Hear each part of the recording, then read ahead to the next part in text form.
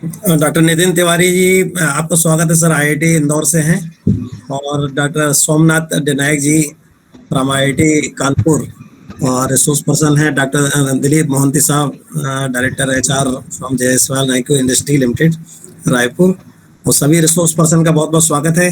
Actually ये inaugural function अपना अभी समाप्त हुआ है। उसके बाद में 11 बजे से पहला सेशन डॉक्टर नितिन तिवारी जी द्वारा आईआईटी इंदौर से डिलीवर किया जाएगा। तो मेरे ख्याल में ज़्यादा समय ब्रेक न लेते हुए, क्योंकि समय हो गया, हम चाह रहे हैं स्ट्रिक्टली टाइम को मेंटेन करें। क्योंकि आज 3 सेशन हैं, डॉक्टर नितिन तिवारी जी का, सोमनाथ डिनाई जी का, और डॉक्टर दास जी साहब आए हम रायपुर। और मथारू साहब में एक अच्छी बात बोल रहे थे कि एक्चुअली आप लोगों को हमारे यहाँ पर ये 11 ट्रेनिंग प्रोग्राम हो रहे हैं। और 11 टीचर्स ट्रेनिंग प्रोग्राम में टोटल 33 ट्रेनिंग प्रोग्राम होना है 3 ईयर्स में। ये आईसीटी द्वारा स्पॉन्सर्ड प्रोग्राम है ऑनलाइन, जो technical university, state technical university का मैं कोऑर्डिनेटर हूँ। और स्टेट टेक्निकल यूनिवर्सिटी पूरे राज्य की है। इसके बीच में, दोनों के बीच में एमओयू हुआ है, ICT and Chhattisgarh Swami Vivekananda university Bhilai के बीच में। और बहुत स्ट्रिक्ट गाइडलाइंस है। पार्टिसिपेंट को बताना चाहूँगा कि 80% अटेंडेंस मैंडेटरी है। वो कई मोड से इसको चेक किया जाएगा। आपके साथ में जो इंटरेक्टिव सेशन है उस मोड से भी, साथ में आपका जो फीडबैक सेशन है वो भी, और साथ ही हमारे जो एक्सपर्ट के साथ में आपके क्वेश्चन आंसर सेशन होंगे और टेस्ट भी होगा। तो मेरा रिक्वेस्ट है कि जो हम लोग फ्लायर बनाते हैं और जो इसमें एक इनोवेटिव रिफॉर्म किए, हर प्रोग्राम में नयापन लाए हैं। ये normal faculty development training program नहीं है, कई प्रकार से हर बार रिफॉर्म लाते हैं। हर मंथ में इस तरह के प्रोग्राम हो रहे हैं। तो मैं रिक्वेस्ट करूँगा पार्टिसिपेंट से डेफिनेटली इसका फ़ायदा लें। और हमारे जो स्टेक होल्डर्स हैं, स्टूडेंट्स, उनको ट्रांसफॉर्म करें ताकि बेटर एम्प्लॉयबिलिटी हासिल की जा सके। तो इन्हीं शब्दों के साथ मैं आशा करता हूं कि अब इंट्रोडक्शन तिवारी जी का स्टार्ट करें, जो सेशन स्टार्ट कर रहे हैं डॉक्टर रॉबिन थॉमस जी। और उसके बाद में प्रोग्राम को, जो 11 AM से प्रोग्राम फर्स्ट सेशन है, विदाउट डिले स्टार्ट किया जाए। Doctor robin Thomas. Thank you sir. Sir, आपकी अनुमति हो तो फॉर्मली इनॉग्रल सेशन को खत्म करने की घोषणा करते हैं और नितिन तिवारी जी का सेशन शुरू कर सकते हैं सर। यस, थैंक यू जी sir. Thank you sir. Dear participants, here we announce the end of inaugural session, and with the permission of Honorable Vice Chancellor sir, of PMC Chairman, and Dr. R.N. Khare sir, I announce that the first session of this TTP program will begin. We have amongst us Dr. Nitin Tiwari sir from IIT Indore. Sir is working as a research associate in the Department of Civil Engineering at the Indian Institute of Technology, Indore. He has obtained his PhD from IIT Indore and Master of Engineering in Structural Engineering from UIT RGPV, Bhopal. Dr. Tiwari has received a research fellowship from the Ministry of Education for pursuing his PhD. He has published more than 50 papers in international and national journals and conferences. Sir has 3 books to his credit on structural engineering. He is a member of several professional societies, such as lifetime member of the International Geosynthetic Society, lifetime member of the Indian Geotechnical Society, member of the International Association of Engineers, member of the American Concrete Institute, and member of Society of Professional Engineers. Dr. Tiwari is also an international member of AKG-80, Geosynthetic Committee of Transportation Research Board. I welcome you, sir, on behalf of CSVTU and Vishwavidhyaya Engineering College, Ambikapur. And without taking much time, for the benefit of our participants, I would like to request you to kindly begin your session.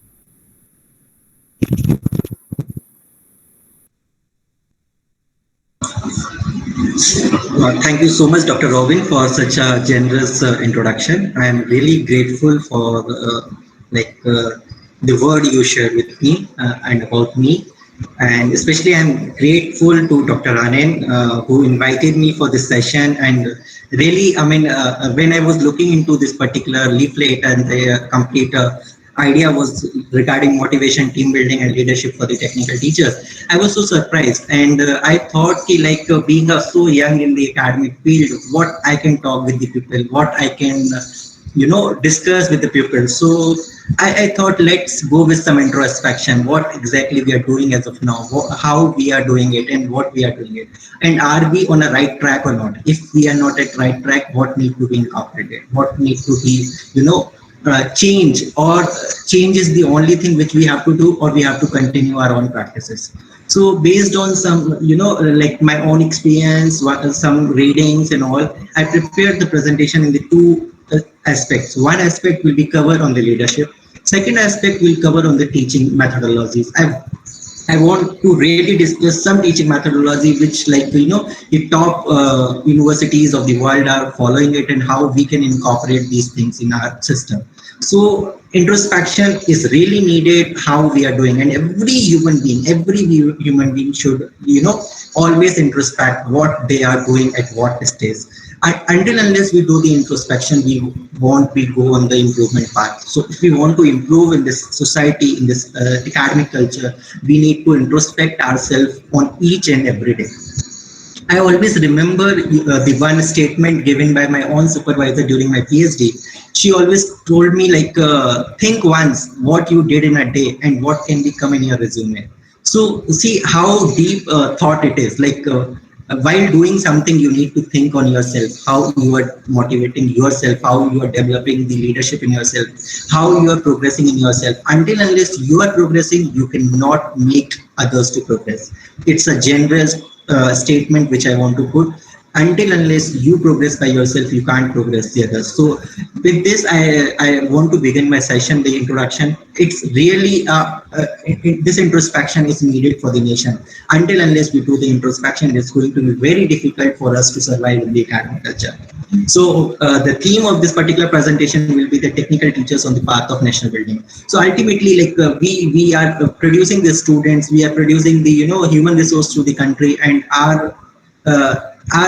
the way we will train our students, they are going to be working similar pattern to the society, to the nation. So until unless we will train our student technically strong, we won't be able to make our nation to be technically strong. So if we want our nation to be grow, we need to grow first, and then subsequently our student has to grow. So let's go in the introspection and think whether we are doing it the right path, we are going on the right path or not. So I remember this quote, very nice quote. It came from the University of Birmingham. They have written in their someone presentation, and I always remember this: the quality of a nation depends on the quality of its citizens. Like, every nation, we need to think, like, how the nation is. We always compare with how the people are. As, like, we generally say the example of Japan. We say the people of Japan is very, passionate about the cleanliness. You cannot throw any garbage in anywhere. So ultimately, the nation, the quality of a nation is completely dependent on the quality of its citizens, how our citizens hold it. Like, I always remember one example.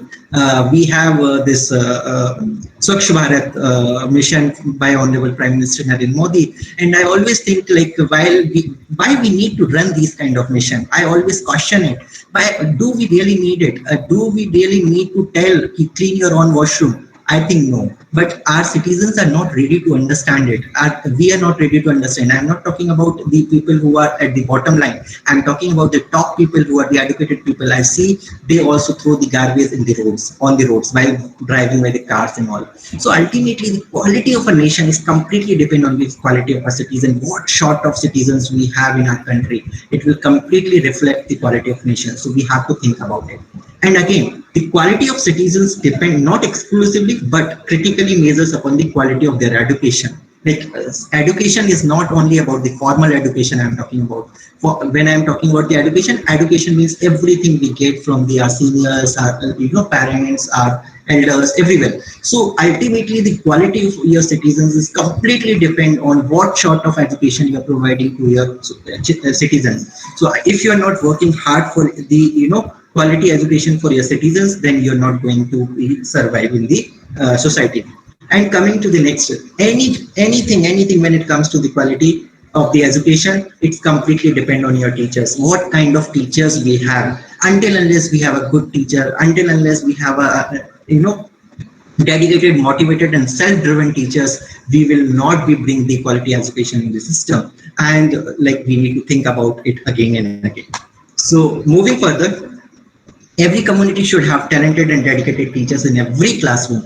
Remember it. Like being a leaders in this society, I was so happy when this session was initiated by the university, and even the vice chancellor shared the same motive. Like the self-driven people, the people who come by their choice, not by chance.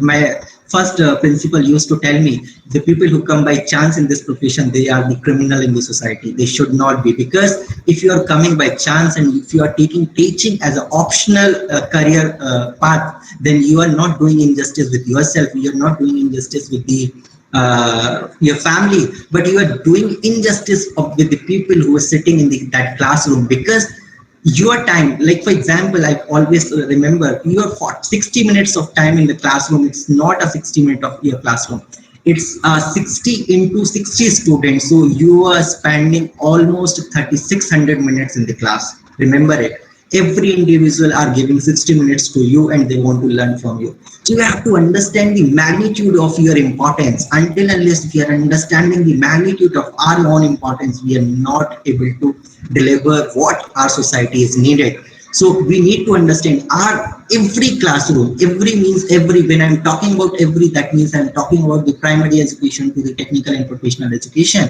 And we as a leader need to make sure that our classroom is full of talented and dedicated teachers. Still in the 21st century, we are in the beginning of a 21st century, and we have a lot of scope to bring our teachers, trained teachers, the quality teachers in the classroom, and give them. We don't have to bring the quality teachers only. We have to, at every point of time, we need to give the highest quality preparation and training.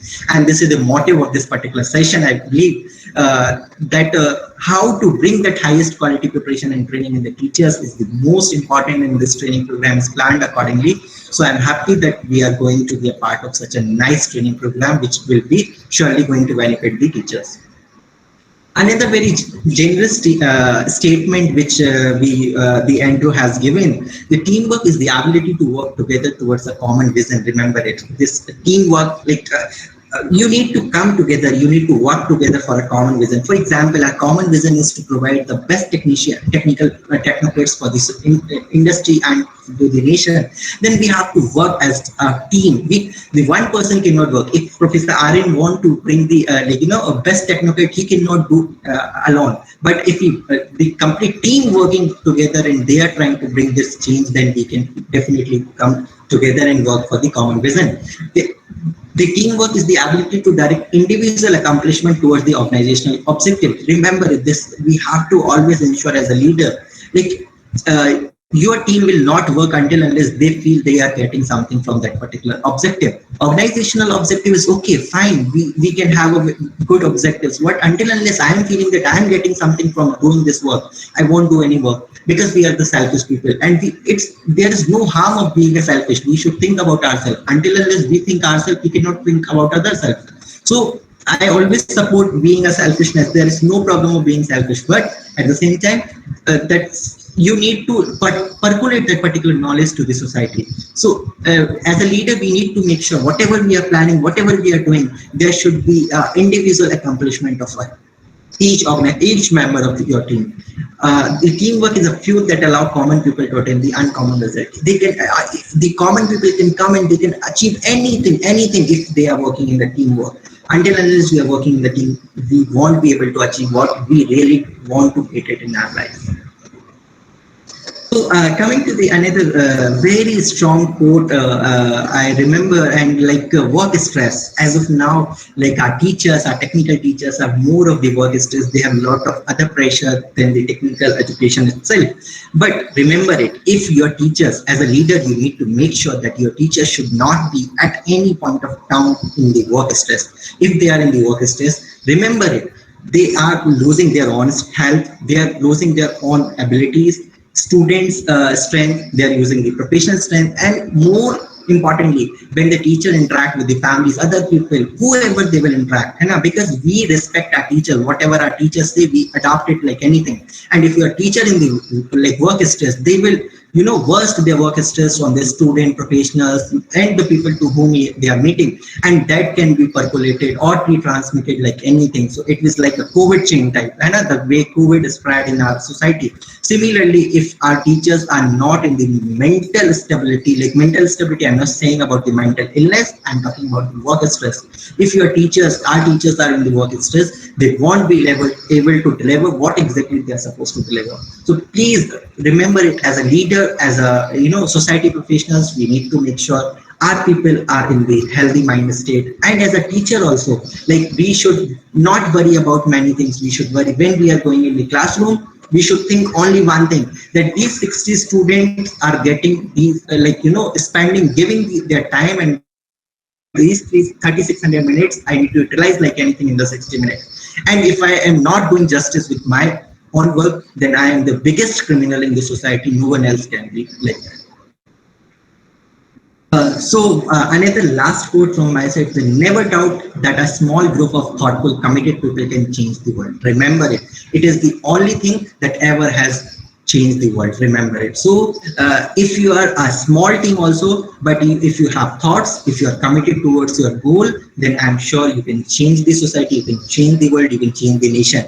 And remember it. This is the only thing that can bring the change. No one else can do. Individual cannot bring the change. Individual can bring the change in himself or herself, but to spread this particular change in the society to the people with whom we are working, it won't be possible. So we need to think about it. We are always a thoughtful, we are always a committed towards our goal, whatever we want to do. So I remember this quote by Ken. In the past, a leader was a boss, but today leader can be no longer lead solely based on the position and power. So remember it. If you are like HOD of a department, if you are the dean, R&D, dean academics, anything, or the principal for that matter, but you cannot be the bossy person. If you are the bossy person, you can. I'll come to the Ken theory also. Ken has given very nice theory on this, and I'll talk about that theory.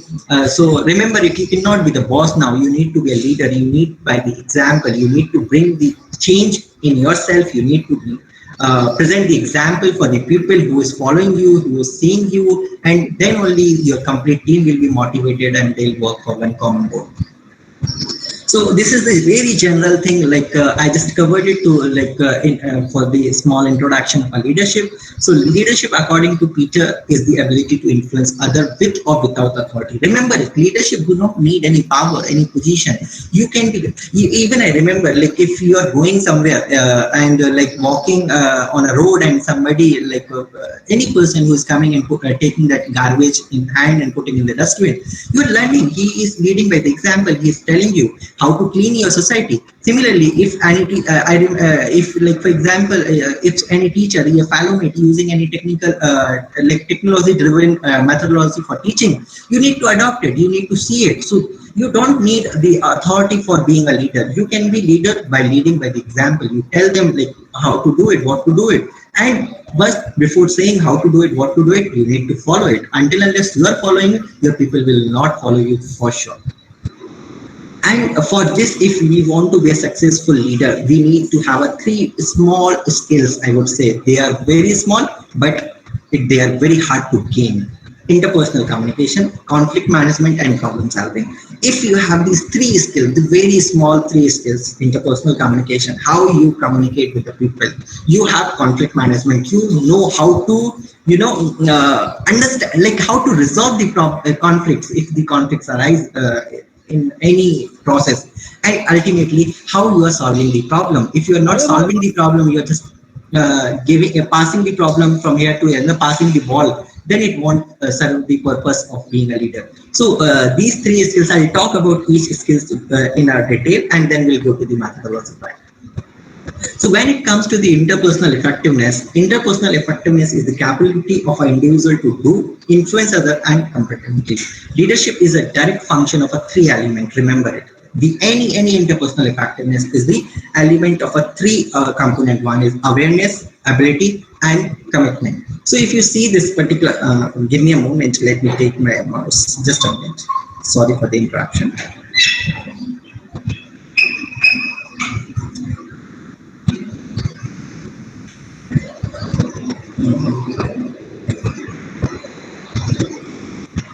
Yeah, I'm not getting highlighted. Anyway, so if you see this awareness, ability, and commitment, these are only the three triangular component of one triangle which can make your communication or the interpersonal relationship very effective. So if you want your interpersonal relationship is very strong, you should have ability to communicate first. You should have awareness of the surrounding. You should have the commitment towards your goal, what exactly you want to achieve. Until unless we are clear, I remember there is like one person who used to have so many visions. Every day he sleep in the night, he have one vision. He come tomorrow to the office and give that vision to their fellow mate. They work hard for the entire day. Tomorrow he again go and sleep and he have the another vision in the morning. But if you are keep changing, you are not committed towards a goal objective, then you won't be able to, your team won't be able to achieve that particular goal. So please try to understand when you are doing, even in the classroom, if you are not consistent in approach, then your students will feel no, you don't have that much of knowledge. You are just coming and entertaining the students, just trying to spend 45 minutes which is given by the principal because we have to take the class, and you are not that committed person. So then your interpersonal effectiveness will not be there. As a teacher also, you should be very effective leader in the classroom. And coming to the ability, you should have ability of everything, not only like you should have skill set, you should have communication skills, you should have research skills, everything you need to, and the awareness of the society or the people what are surrounded by you. So these are the three key parameters which you need to take care while you are doing the interpersonal communication. If I talk about the awareness, awareness is the state of consciousness. It is ability to recognize yourself, others, event, and situation in the real time. You need to understand when awareness, what is happening. Sometime I remember, if you are in the boardroom and you are sitting with the 10, 12 faculty members, and some discussion is going on, but you are not able to assess the real time situation, what exactly is happening in that particular meeting. You won't be able to effectively communicate with the people, and you won't be able to deliver what exactly you need to deliver. So this will mislead you from the what exactly you want to transmit to your fellow man. Coming to it is the ability to assess the impact of action on the situation and others. You should be aware enough when, for example, if you're taking some decision. For example, I am a principal of some institute, and today by sitting in the office, I decided now the class timings will be not 45 minutes. Now we will finish our classes in 30 minutes and we'll give some time for the sports or something. I have taken this decision very abruptly. I have not given the thought. I am not aware what will be the long time impact on the society. I remember around 20 days before, I was having one discussion with my fellow mates, and we were talking about this girls reservation as of now going on in the country. So we were thinking of it. Is it really a nice way where the government can work, or there can be some other way? What will be the long-term impact? So we were thinking of it, and we concluded this is the shortest path which government can adopt to immediately improve the women empowerment, or to bring the female students to the technical institute. Like in IITs, we have given 20% of the extra sheets and all. So this is the shortest way which we can bring. But what will be the long-term impact? I was thinking of it. And another way, we have given this year, last year, I would say, the 10% EWS reservation in the society. And I was just thinking, are we really doing what exactly we are supposed to do? Is this a right way that we should bring the reservation in the education, or for that matter, even in the teaching positions? Now this reservation is coming, even in the IITs, it is forced to do it. So is it a right path to go? What will be the long-term impact? Don't you think in the coming life, just think about it, question yourself. Don't you think the people in the due course of time, down the line of 20-25 years, the same situation will come as we have a reservation for the SC, ST and OBC and general category? The people will caution at some time, the boys and girls. So ultimately we are trying to discriminate people again and again and again. So we have to think about it as a leader, as a visionary leader, what will be the impact on the society, what will be the impact on everything. And we should not think about the immediate change. We should think about the long-term impact. If we are not thinking about the long-term impact, you are not aware of your decisions itself. And it is a development process that the function of experience, communication, self-discovery, and feedback. Remember it.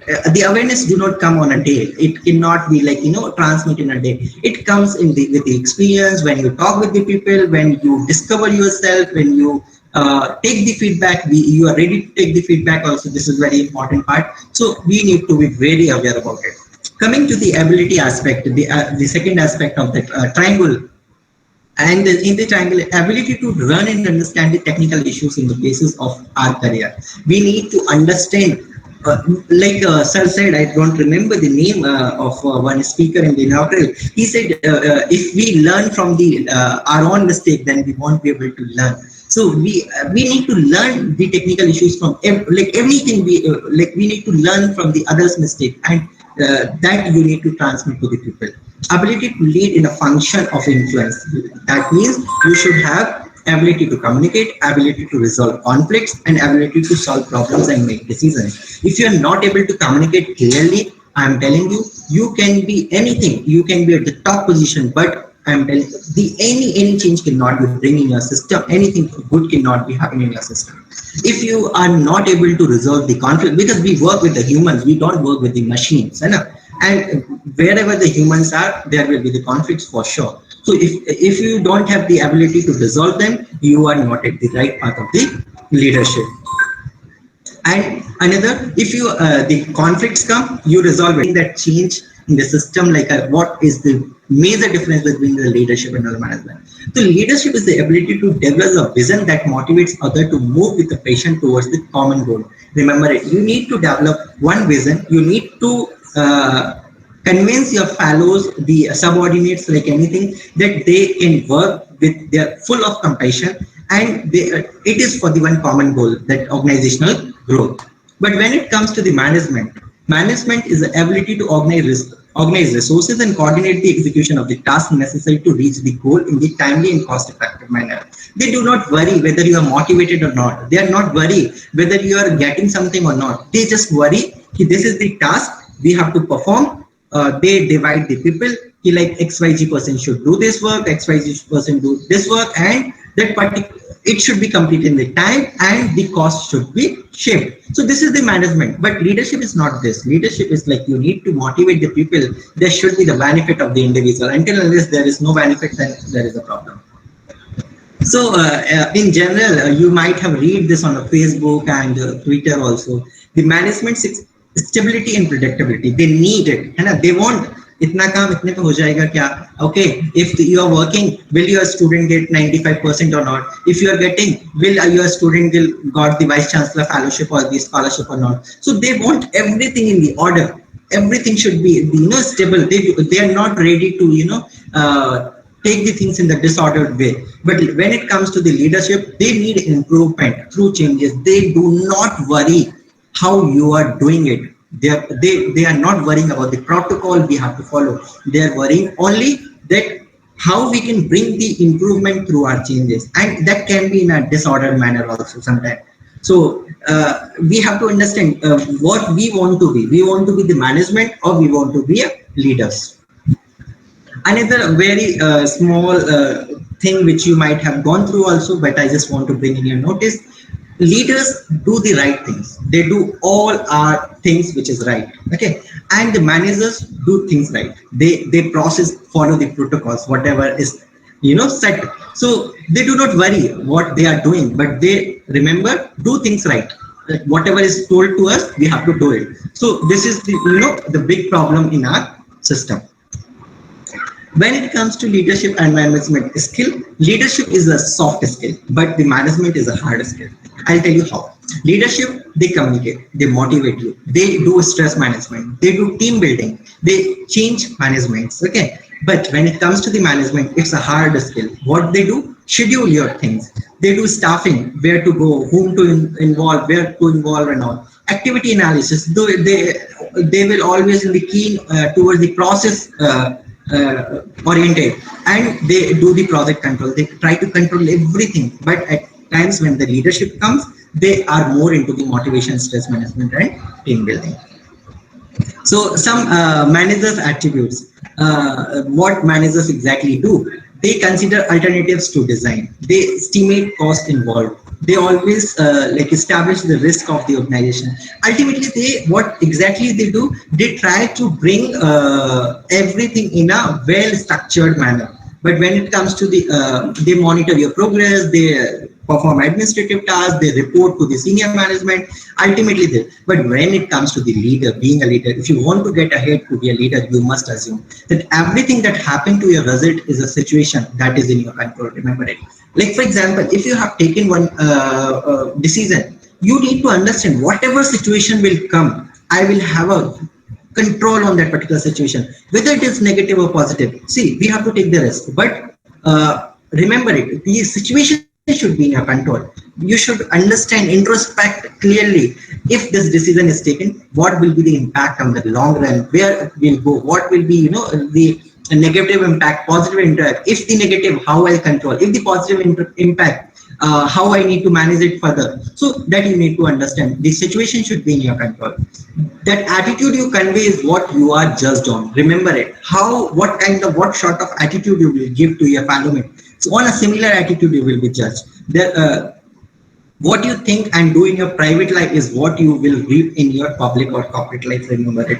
Like whenever whatever you do in your personal life, same reflect in your professional life also. So as a leader, we don't have to only think about your public appearance or the corporate appearance or the shirt, and many people like in the problem. But in that point of time also, like people have converted this particular thing in the opportunity also. Few people start a small business setup for the mass preparation. Some people have started this small startup for this sanitizer thing. People have they have created the stand, they designed the stand so that we, without touching the stand, sanitizer in the public places, we can directly get it through our footrest and all. So these are the small thing. Like it was a disaster for us, it was a great troublesome for us, but people have converted this as an opportunity also. Similarly, if something is happening, like online classes has converted, like now we are doing all the teaching system in the online mode. Can you remember, like as when I was seeing this kind of all the expert in the list, like huge people from the diversized field are joining all together, and you can sit in your office, you can sit in your classroom, and you can attend these kind of sessions. Do you think it was possible earlier? Not at all. Earlier, very close domain people used to come to deliver the talk, they deliver. Now you can interact with anyone, international, national, anything. So like you need to understand how you can convert the problem in the solution. Determine your real goal that is strive to achieve. Don't come with a fake goal every day. Don't come with some plan and all. You should plan it, but plan it for the goal. Not every day you need to plan new goal. So this we have to understand. When you want to tell someone something important, do it personally. Sometimes it happens, like for example, you need to guide your fellow mate. Never insult them in the public. Never insult them in the group meetings, because that convert in the revenge form, and in a long term is not good for us. So we need to, if something you want to correct, okay, then try to communicate once in the personal matter. This is what we call it as interpersonal skills. That will definitely bring the change. And if you want to make something good, then you need to make your hand dirty for sure. So no problem at all to make your hand dirty. Listen effectively. Remember it. Until unless you're listening. Generally, I have observed when we come in the top position, we stop listening to the people. Somebody says something. Okay. हाँ इसका मतलब ये है. We try to always the differences and disagreement. Always there can be a disagreement. Accept it. If there are disagreement, if people are not disagree with you, they are just following you like blindly, and I'll tell you what will be the negative impact in the later slide. Building a team, make decision based on the facts, not on the emotion and personality. Remember it. Generally, we see the personality of the person. Generally, we see we go in the emotions. We should not do it. We should go with the facts. Whatever the facts are coming, we have to take the leadership. When it comes to the leadership, another aspects come the coaching to the subordinates, how you are coaching your the subordinate. So this is very important. We have to understand you cannot coach everything and every time. The goal of coaching is not to provide direction. Remember it. It is to enable team member to work together with the help one another find direction. Coaching is the foundation of continuous improvement. Like if you are not coaching your subordinate, or you are not getting coaching from your subordinate, then there is no continuous improvement. Coaching is a practical skill anyone can learn. Anyone can do coaching. Anyone means anyone. Even your peon can coach you for something. So this you have to learn. Whatever skill you have, you can always coach to the others.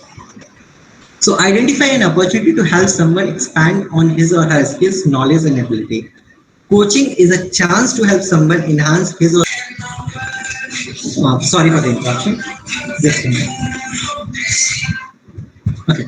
So as I discussed, the CAN has proposed a model which is known as the HP situation leadership model also. So if you see, there are the two components of this particular figure. The one is directive behavior and one is supportive behavior. The leader either can be directive or it can be supportive. Based on the directive leadership and supportive leadership, we need to understand how things comes, and we have to decide what sort of system we want to opt in our organization. So for example, if your support is low, you are giving support but it is at the low, and your direction is also low, like you give a small direction and people follow it, this is known as a delegating leadership. You are delegating the work which your people has to do. So this is one of the very effective method of doing the work. If you give less direction and your people are doing it, and you are supporting them also, and your people are doing it, like there is a balance of support and the directiveness, then this kind of system is known as the self-reliant achievers. They are highly competent and highly committed. Like if you don't have to give like lot of support to them, then they are like highly competent. But when you don't have to give the more of the direction also, they are highly committed people. So we should always think about how to delegate the work instead of directing the work. Next comes when your support is highly and direction is low. Matlab you support them, like everything you are telling them how to write it, do it that way, this way, and you are less in the directive mode. Okay, so this is the capable but caution performer. Like for them you need to every time guide for everything. So this is something that can go on the peak side, but it is still not that friendly. That means your people are not ready to they're not that strong or the quality parameter. When your directive needs increase and your behavior support also increase, that went to the coaching leadership. The coaching leadership has a problem that people do not do, like they don't have any commitment. They will like ठीक है push किया जा रहा है, तो we have to do this work, we have to do this work. So this is really like the problematic. And when you support them at low level but you direct them at the high level, this is known as a directing leadership, and this is really problematic. We have to think about it. So what sort of problems come when you're delegating the work? It can bring the innovative change in your system. When you're supporting them, it can bring the interpersonal conflicts for sure. When you're coaching them, there can be a structural reorganization. Like whatever they have planned, they won't be able to follow because you are every time directing them to do it like this, do it like this, do it like this. So that will be really problematic. And when you are directing them, it is a major crisis in your system. Think about it. Over direction, over support is not at all, less support is not at all favorable.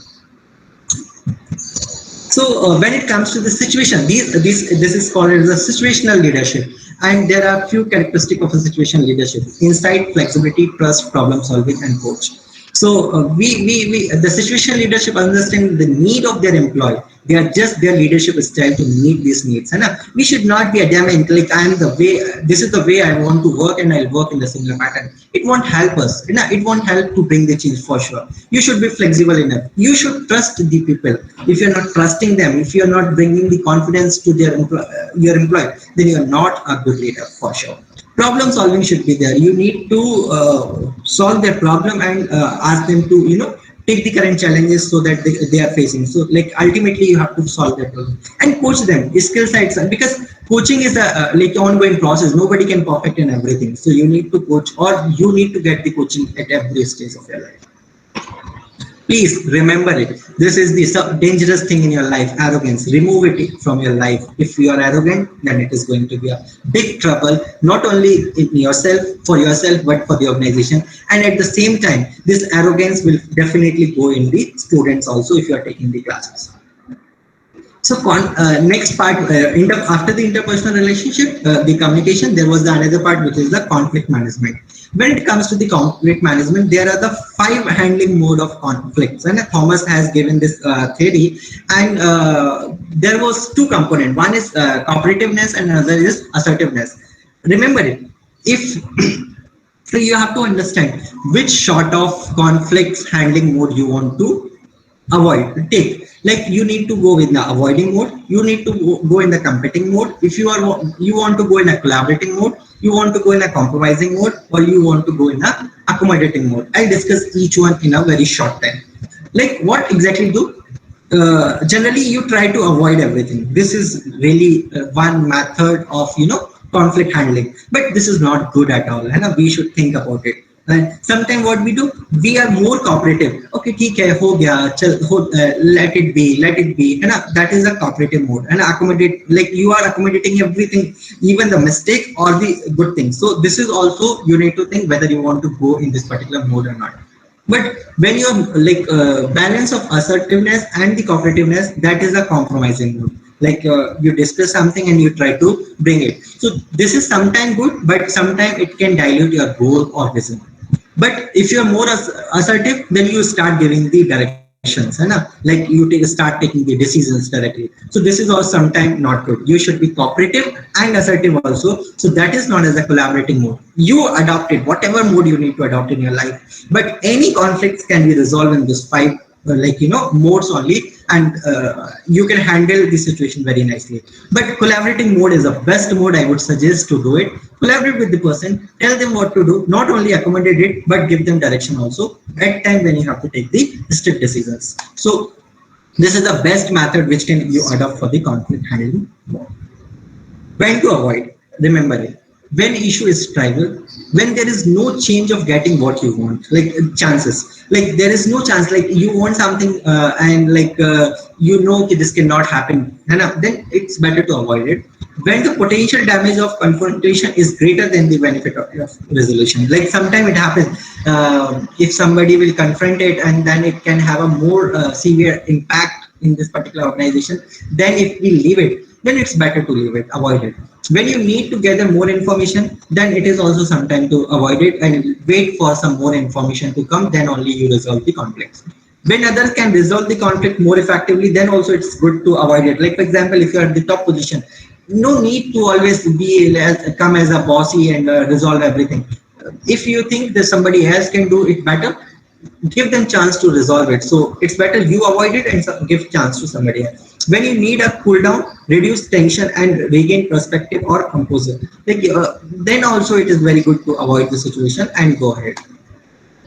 When to accommodate situation. So when you realize you are wrong, accommodate it. It's fine. There is no problem. You can accommodate. When the issue is much more important than the other person than you, then also it's good to accommodate.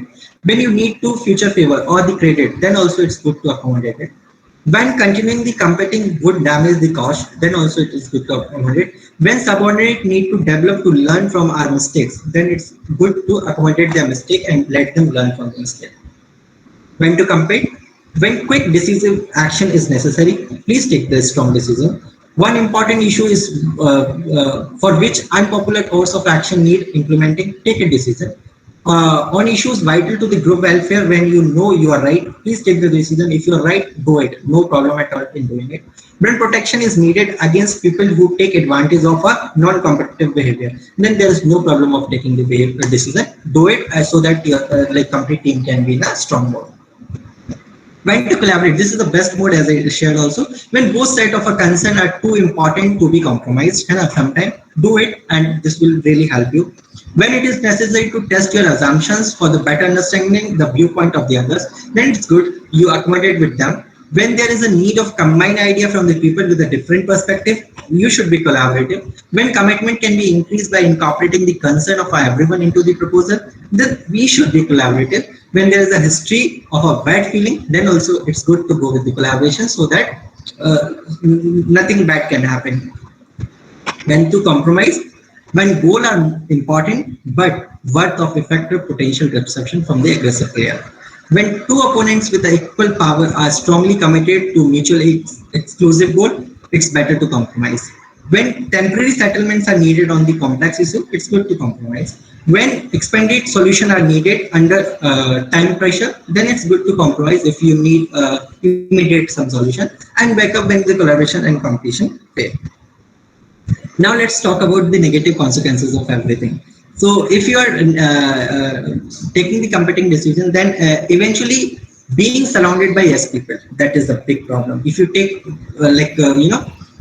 people will be very yes boss type. So we should be not be like with these people. Fear of admitting error, arrogance, and uncertainty, reduced communication. There will be no communication, damage the relationship for sure, lack of commitment from others. People will just follow your direction, they won't be committed for you. More effort during the implementation to sell the solutions, so that will be the problem. If you are collaborating too much, also too much time spent in insignificant issues. Sometimes when we do the collaboration, we do the nonsense discussion also. So this is the another problem of the collaboration part. Effective decision can be made by people with a limited knowledge of the situation. That can be happen in effective decision, and unfound assumption about the trust also can be happen. When you do more compromise, no one is completely satisfied for sure. Solution trained to be a short life, it will not have a long impact. Clinical climate perception by the both parties, that is sell out. Large issues, principal, long-term values will be lose out from the institute. When you are avoiding the situation, decision made by default for sure. Unresolved issues will be there on your table for sure. Self-doubt created about lack of esteem.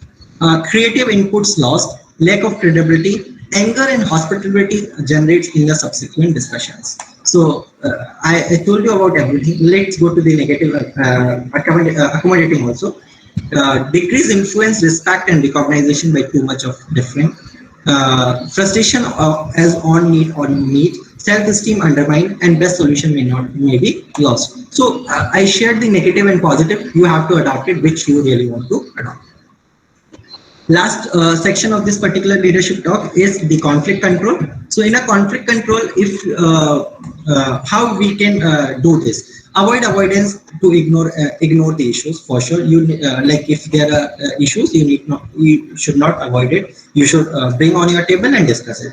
Use accommodating style to allow the other person to resolve the issue, as I discussed earlier also. Structure the interaction so that the triggering event is unlikely to occur. There should be always, we should talk, the people should communicate with each other so that the conflicts can be resolved. Strengthen the barrier that inhibit the expression of conflicts. You need to understand if something can bring the conflict, try to create a barrier in between so that that can be avoided. Avoid dealing with the person with whom you are in conflict. This is also sometimes good to avoid the conflict and control the conflicts. So steps for confronting conflicts: explain the situation as you see it. It's not always be like whatever you see it will be the similar, but you should be explaining the situation if you want to confront the conflict. Describe how it is affecting the performance and the performance of others. That's also very important. You should tell them. Ask for the others' viewpoint to be explained and listen to the responses for sure. Agree on the issue independent on the personalities. Explore and discuss the issue without reference to the problem. Agree on what each person will do to resolve the issue. Try to agree on the problem. If there is no agreement, discuss issue somewhere. Explore possible solution. Ultimately, we have to resolve it. So discuss each and every solution, whatever you can discuss. Agree on what each person will do to solve the problem. This is also, we should be ready to adopt the solution from anyone in our team.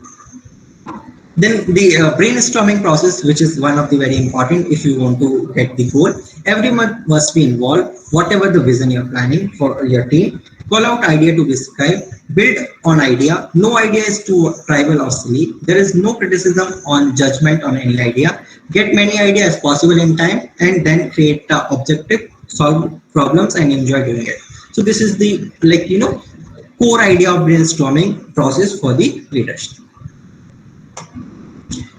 I'll not go into this. I directly jump to the decision making. When you are taking the decision, So remember, while taking the decision, listen everyone, support their efforts to do well, participate equally in the group discussion, analyze the situation, identify the objective, consider alternative strategy, discuss adverse consequences, everything you need to keep in your mind. And as I mentioned earlier, also emotion should not come in. So whenever you're taking the effective decision, remember this particular formula: quality into acceptance is the effective decision.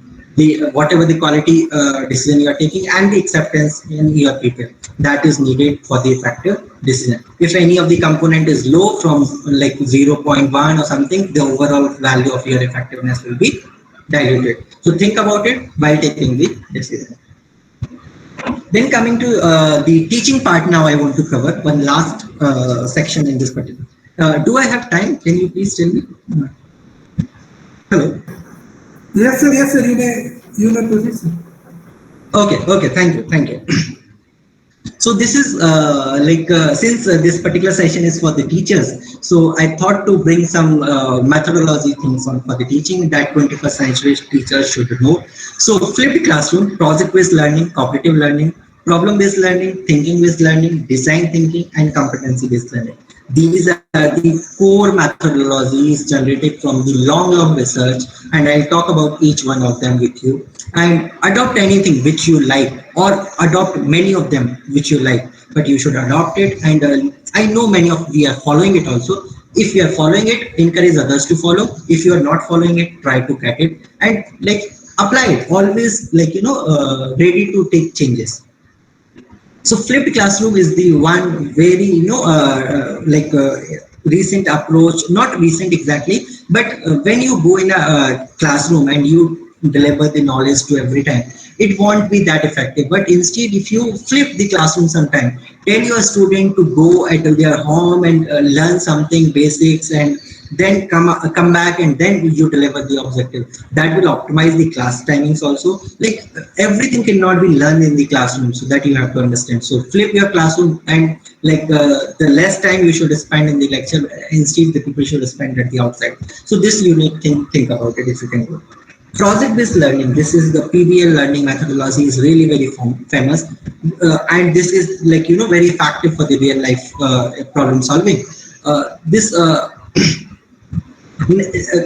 what exactly you have to do? You have to version the existing methodology, now revised, upgraded, digital generation, is known as a project-based learning. So what exactly you have to do? Allow a student to acquire the key knowledge and skill through the development of the project. Tell them to develop some project that respond to real-time problem, and give them some project. Make a student group of 3-4 people, and then tell them to solve this particular problem. So give them project. Every class teacher, every subject teacher should give the real-time problem. Don't give the problem to solve this question. Don't give the assignment to solve this particular. Give them some project. Make a team of 2-3 people, or even for the individual also. No problem if you go with the project based. Give them project of a real-time based, and definitely I'm telling you, if you do it, they will concrete problem instead of the traditional theoretical and abstract model for sure, and they will think critically for sure. And if they think critically, communicate, collaborate with the problem solving, then our job is done. So give them project on the basis of real-time problems only. Don't give the problems generic problems. Give the problem which is generate in the real time. Give them project and let them work for it. This is the one core idea of the teaching.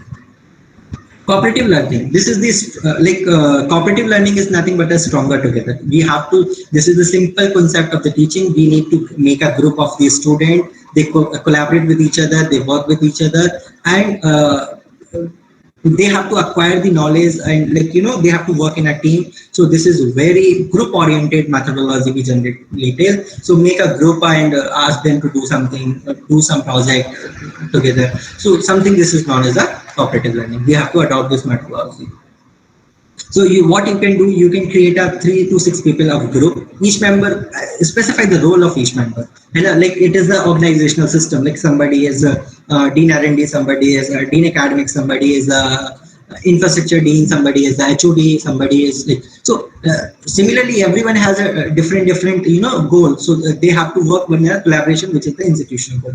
Similarly, give the instruction to a student. Everyone should have one different role in the team, and let them play that role individually, and as a whole they should come with the to perform the task, so that the cooperative learning can be incorporated in these students.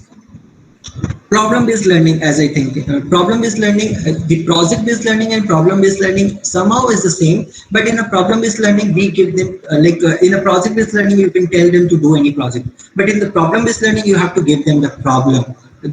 This will definitely bring the critical thinking and the creative skills in the student, improve the problem-solving ability for sure, increase student motivation, and better knowledge sharing and challenges the situation will be inherent in the student.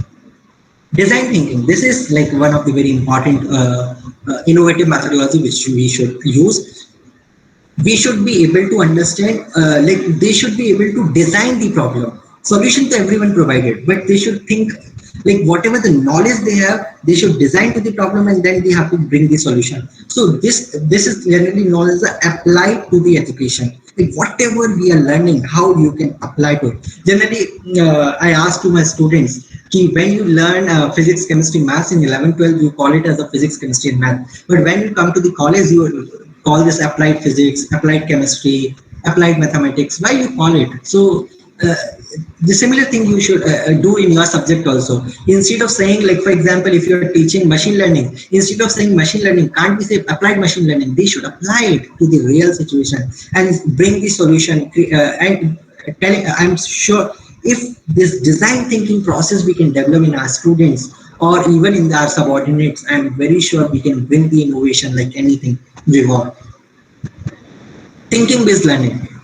Generally what we do, our education system is memory based learning. We tell our students we have, and then we do the examination and they come with the memory, but we do not trigger their thought process. Like we do not try, like we all know the new generation is always smarter than the older generation, for sure, it is the fact. But you have to trigger that thought process in your students, you have to trigger the thought process in your subordinate. So we have to develop this thinking based learning process in our student. Competency based learning. Generally we try, this is the new education policy. As I have seen, there is already one lecture, so I do not incorporate the this particular session. NEP I want to cover it, but there was already session. So NEP is all about the competency of based learning. You cannot judge everyone on every ground. Everyone has their own role, everyone has their own importance, everyone has their own skill set. Please try to understand these, like the competency of everyone, and then get that work done. That will definitely help you to bring the change to the society and the nation. Coming to strategy, what sort of strategy you can adopt in the 21st century? Remember, is teach to all learners. Like for example, I tell you, I go into it. Implement technology, foster student relationship, forward thinking, embrace change, teach through the discipline, and so on. I'll cover each one in the subsequent slides also. So teach to all, what I mean teach to all. Generally, when we go to the class, we go with the preparation, we deliver our lecture and come back. No, we should not do it. We should understand the potential of every student is different. The learner who is sitting in your classroom, they are different. They have a different level. They have different ability to learn. And your job is not to teach one person or one group of the person. Your job is to teach all the learners sitting in your classroom, sitting in your office, sitting in your boardroom, anywhere. Whenever you are doing it, we need to understand we are there to teach to all, not to teach to specific people. Generally, this is a big problem in our system because we have our huge classrooms and all. We don't have a less number of students. So though it is very difficult, but please, with the experience, it will definitely come. But remember it, whenever you are going to the class, it is for the teach to all learners, not to the individual or the specific group. Implement technology, it is always like, this is though very known to us, I should not talk much about it, but remember it, students or the new generation always learn with the innovative solution or the problem. So please try to bring the technology in your teaching methods, so that they can relate with it and they can bring the change. For example, like if I remember when I started this teaching, IIT Bombay has developed that Moodle that time, and I used it. My student used to give the quiz when they were at the class. They are not at the classrooms, and they from the home they used to give quiz. They used to post the discussions and all in the Moodle. So similarly, if you can develop your own Moodle, the Prezi is there. If you go with the presentation, the Prezi, I want to use the Prezi presentation, but since it was a short call for the presentation, I could not prepare it. So you can go with the Prezi kind of presentation. Prezi is a very effective tool for the presentation. If you go, it will look like a storyline and the student will relate with the presentation and your classroom. So I think you have to think about it, what sort of technology you can use in your classroom teaching, and that can be more effective. First is student relationship.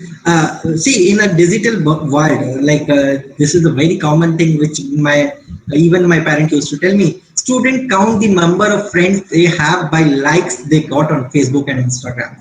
So this is not really, going to be effective. And as an educator, as a teacher, somehow we have to remove this kind of situation in the student mindset, because this young generation, or even we generally think how many likes we get, how many friends we have on Facebook and Instagram, and we count our friends like this. But no, we have to bring that student relationship, their togetherness should be bring. Then only they can communicate with each other, they can talk with each other, they can bring the novel solution. On the Facebook, likes and dislikes, they could not get anything.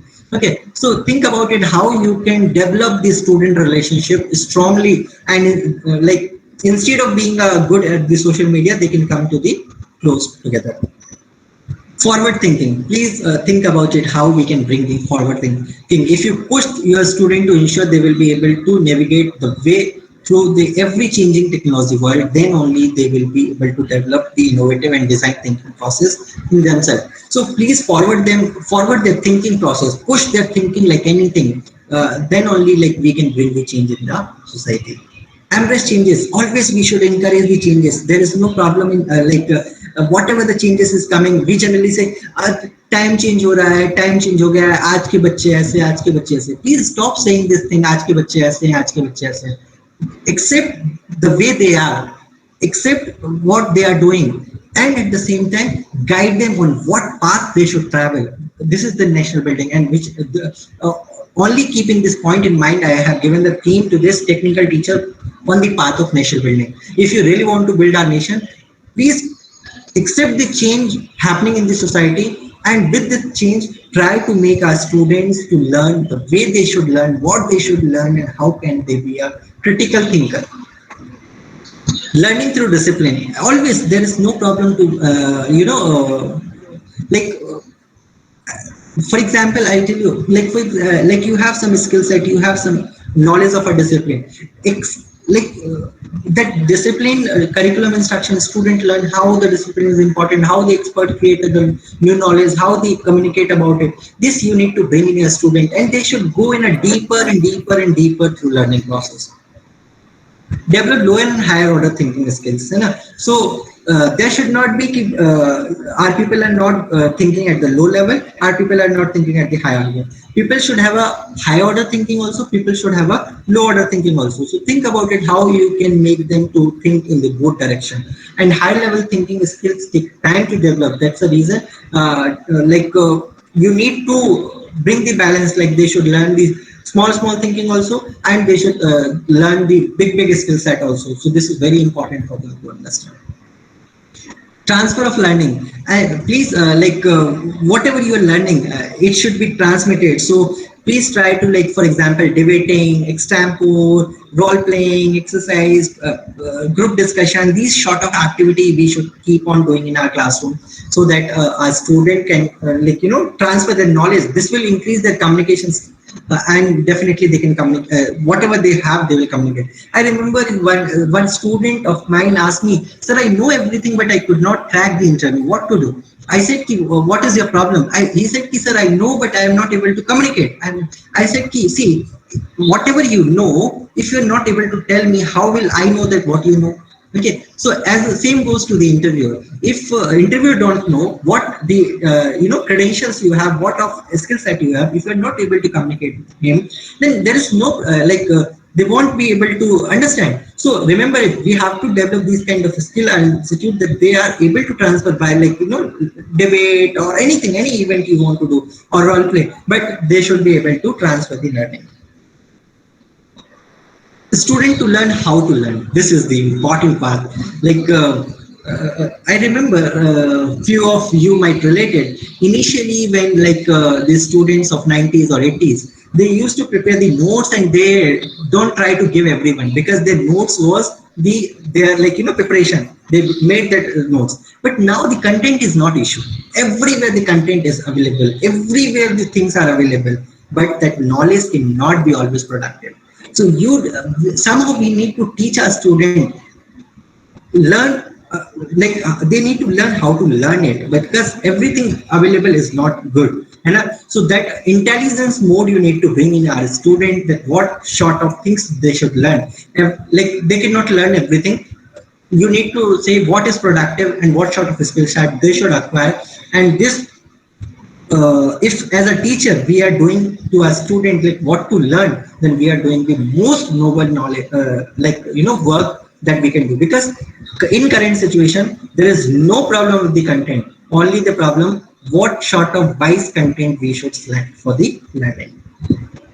Address misunderstanding directly. Whatever the misconceptions are coming in the student, even in your team, please address them very effectively, so that that misunderstanding can be resolved and they can move forward for the further things. Promote teamwork as a process and the outcome. So every time we should give them a teamwork related events or teamwork related projects or learning things, so that they can understand how to learn the process, how to learn the outcome, and every outcome should be come from the teamwork. So then we can inherit the knowledge to the students. As this I already discussed, make full of use of technology. Whatever the technologies we have, use it wisely, use it, and make your student to learn the technology very effectively. So with this, I really thank you for giving this opportunity, and now I am open for any kind of questions.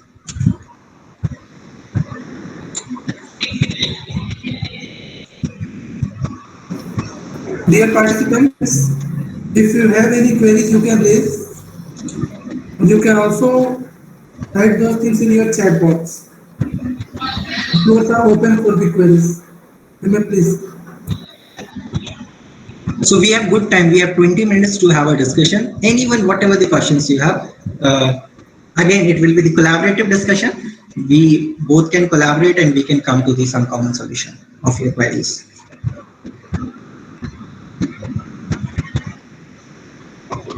So generally my supervisor used to say, if you are giving the presentation and there is no question, there are two situations.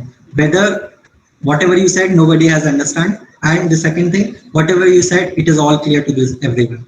So I am assuming the second mode, but if there are any clarification, please go ahead. Yes, sir. The second one is correct, sir.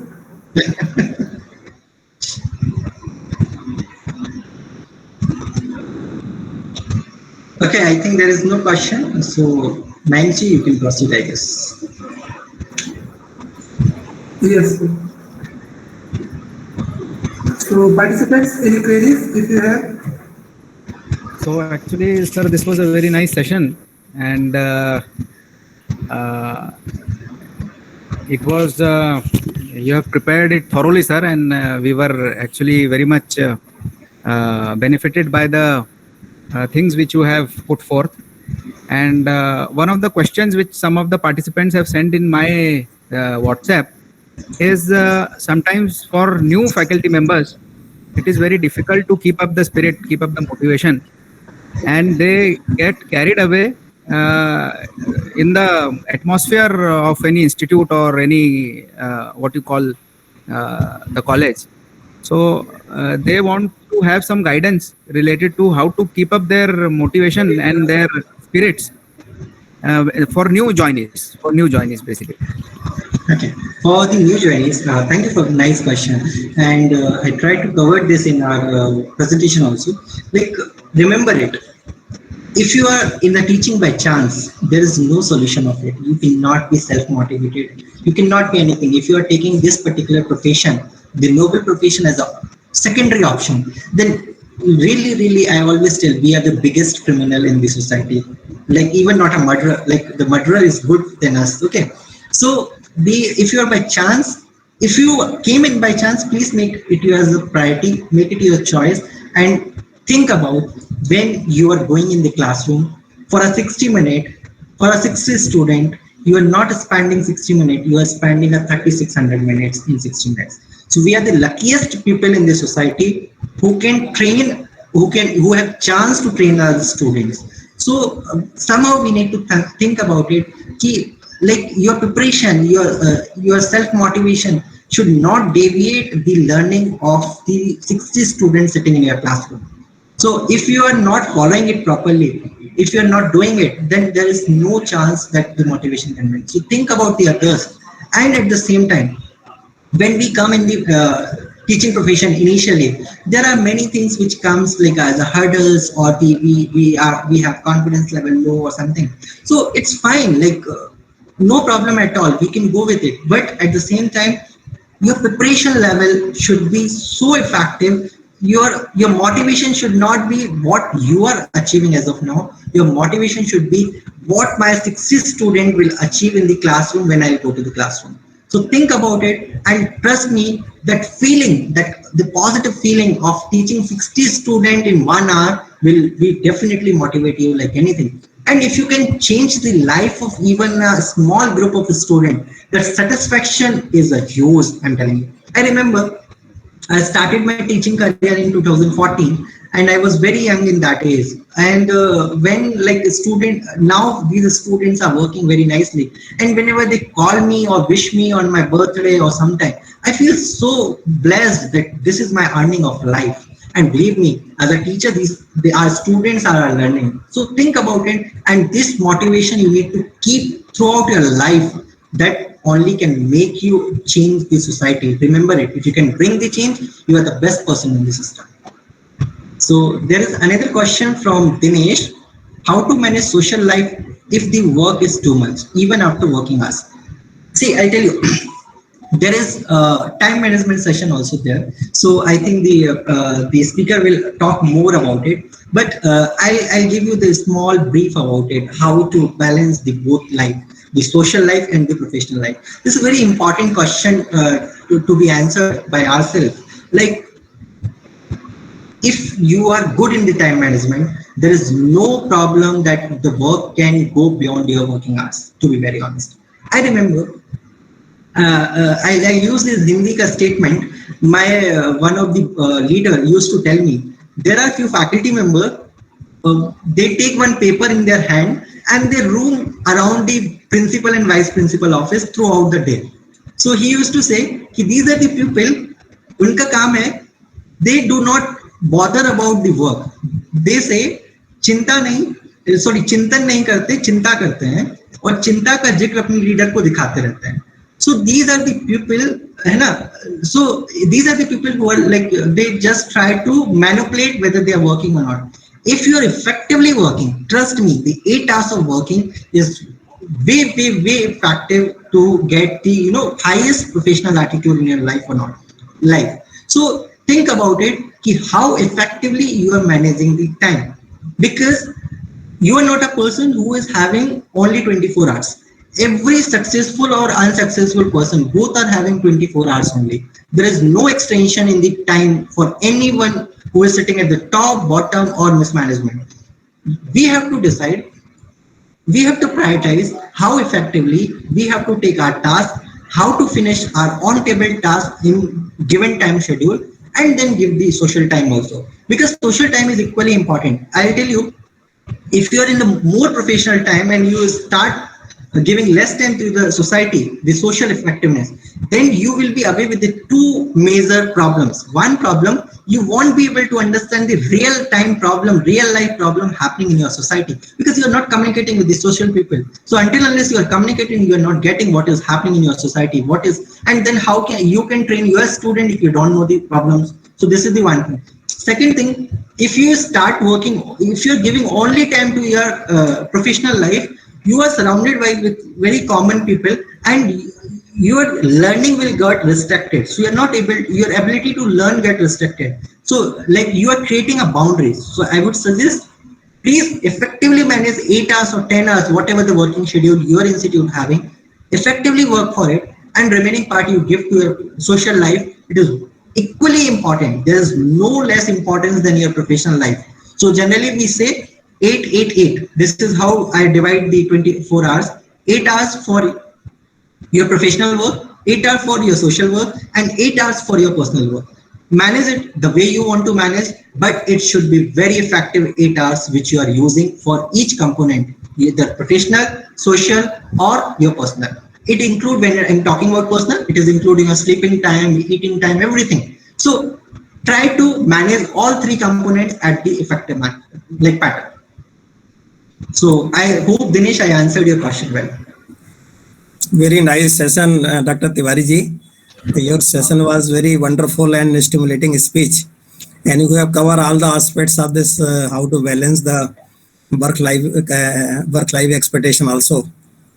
Actually ये जो दिनेश सेन जी question पूछ रहे थे, ये civil engineering department से ही हैं ये, और तिवारी जी भी सिविल इंजीनियरिंग डिपार्टमेंट से हैं, और कोऑर्डिनेटर भी सिविल इंजीनियरिंग से हैं, my self. Actually condition of equilibrium का मामला है। कंडीशन ऑफ इक्विलिब्रियम में हम लोग जैसे रिडंडेंट स्ट्रक्चर जो पढ़ते हैं ना, डिग्री ऑफ इंडिटरमिनेसी, तो उसमें method of joint, method of section लगा के किस तरह से हम लोग बैलेंस करते हैं, तो उस तरह से आपका जो सोशल लाइफ है और जो वर्क कल्चर ऑर्गेनाइजेशन में दोनों को बैलेंस करने की आवश्यकता है, ताकि कंडीशन ऑफ इक्विलिब्रियम रह सके। तो ये है दिनेश सेन, आपको करना पड़ेगा इस चीज़ को, ताकि आप जो है कंडीशन ऑफ इक्विलिब्रियम में all the forces should be equal to zero, all the movement must be equal to zero, all the movement must be equal to zero, there should not be any redundancy neither at the work home or not at the you can say the organization. This is very important. So over to Dr. Robin Thomas. Yes, sir. I think yes, sir. any more participants are requested, if anyone is interested to ask any question, so that second session may start. I would like to, yes, sir. Yes, sir. Please, sir. Yes, please continue. I would like to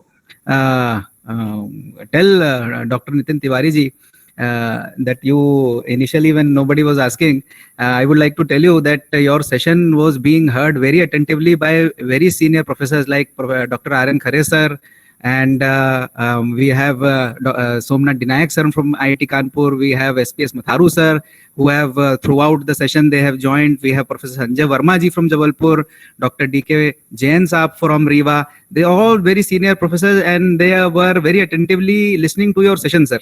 So it is indeed in itself very, this is a accolade for this session. And I would like to request if any candidates have any participants have any questions. And we have shared the attendance link and the session feedback link in the chat box. I request all the participants to kindly fill the feedback form and the session attendance.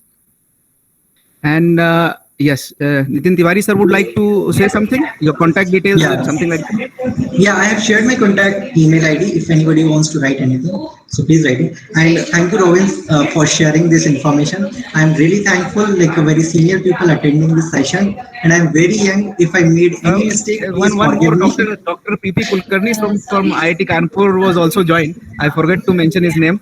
Dr. P.P. Kulkarni sir has also joined from IIT Kanpur. Okay. So if I made really some mistake, please correct me. There is like, I may have made mistakes, but I tried to cover everything which in the best possible manner. This was really very different session. The first time I'm giving this kind of session, like leadership talk or these management technology, because generally I used to give like presentation on my research area only. So when they given the opportunity, I took it as a challenge only. This is the biggest challenge which I should take and I should deliver it. So I tried to cover many things, and I hope I made the justice with the, my responsibility. So thank you so much everyone for joining this session. Thank you, sir. Thank you, sir. So, Dr. Robin Thomas, please conclude the session and introduce about the next speaker. Ji, sir. Yes, sir. So, friends, with the permission of respected Dr. R.N. Khare sir, I would like to conclude this session of Dr. Nitin Tiwari sir from IIT Indore. Sir, on behalf of CSVTU Bhilai and Vishwavidyalaya Engineering College Ambikapur and all the organizers and coordinators, I would like to thank you for your valuable time, sir. And it was indeed very pleasurable to hear from you. And I'm sure that all the young colleagues have been benefited through your speech. Dr. Nitin Tiwari sir has shared his contact details in the chat box. If any candidates would like to connect with Dr. Nitin Tiwari sir regarding any of the sessions or regarding any of his subjects, they are most welcome.